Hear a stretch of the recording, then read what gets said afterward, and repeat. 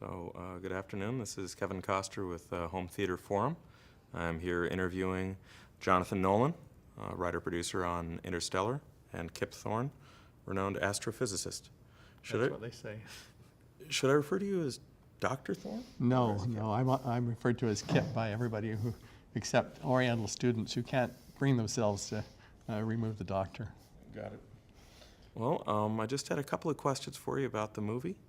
One of them is on the scientific area. The other one is in the plotting area. In the scientific area, to go first, one of the primary things, and this is a spoiler for anybody watching the movie. If you haven't watched the movie, you might want to watch it first.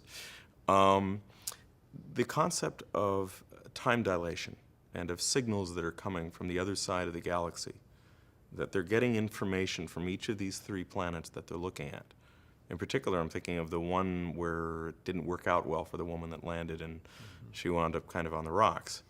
But there's still information coming back as a regular beacon. But if she only just landed, what exactly is coming back, or how many transmissions could there have been? Yeah, so in reality, in that film, 1 hour on the planet is 7 years on Earth. And so the bits of information that come back very, very slowly. But the beacon was still transmitting through this whole period. It's transmitting to a relay station, and the relay station has only a very low bit rate itself through the wormhole. As a result, back at Earth, they don't really realize that that something weird is going on with time on Miller's planet, because yes, the bit rate from Miller's planet to the relay station is low because of the distortion of time, but from the relay station to Earth, it's also equally low just because of the nature of the wormhole. So she was there 1 hour, and for us it was 7 years, essentially. Now, my question to you is more of, and this is very spoilerific because this concerns the final third or the final quarter of the film. There are theories that have been advanced online, and I'm certain I'm going to see them getting popped into Home Theater Forum about it, if they haven't already gotten there. The theory that was advanced is essentially that Cooper goes into the black hole and is crushed, and the entire rest of the movie is his hallucination as he sees his children before he sees his daughter before he dies. To my mind, that's antithetical to the theme of your movie of the fact that we can evolve and we can adapt and we will survive. So I was wondering if you had any reaction to theories that It's a great theory, and it's certainly one that perhaps Matt Damon's character in the film might advance.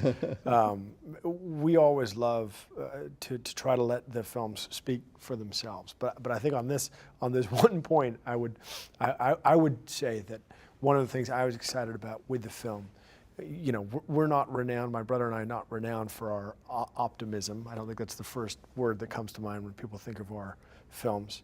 And with this film, when I started working on the project with Kip almost 10 years ago at this point, there was a sort of profoundly pessimistic, or I would say misanthropic streak running through cinema. And we were no less responsible than anybody else, but there was a sort of a dark moment. And I think we wanted the message of the film to be a little more hopeful than that. To say, listen, I mean, certainly at the end of the journey for me on this film, I have no doubt that there is life out there in the universe. But the only life that we're aware of in the universe right now is us. And I think the message of the film is that human life, certainly we're not perfect, but we are the only life we know of in the universe, and therefore very, very precious. Right. So our hope was that the message of the film would be that though we would be faced with adversity, we have the kind of the capacity to rescue ourselves. And these, of course, are the same commenters who are, of course, fixated on the top at the end of I take no responsibility for that. Because they're all waiting to see if it comes. But in any case, I thank you for that. It reaffirms my faith that the movie was upholding. So let me just remark that I had that particular piece of the film, what is called the Tesseract, came from Chris, from Jonah's brother. And I had extensive discussions with Chris, trying to understand what was going on. And then I wrote my understanding of Chris's view of it in the last several chapters of a book, The Science of Interstellar. So if your viewers are interested in an interpretation that comes from Christopher Nolan through a scientist who may distort it horrendously, well, you can go there. Okay. Thank you guys very, very much. Really Thank you. appreciate your time. Okay, Thank you. Thank you. Thank you, guys.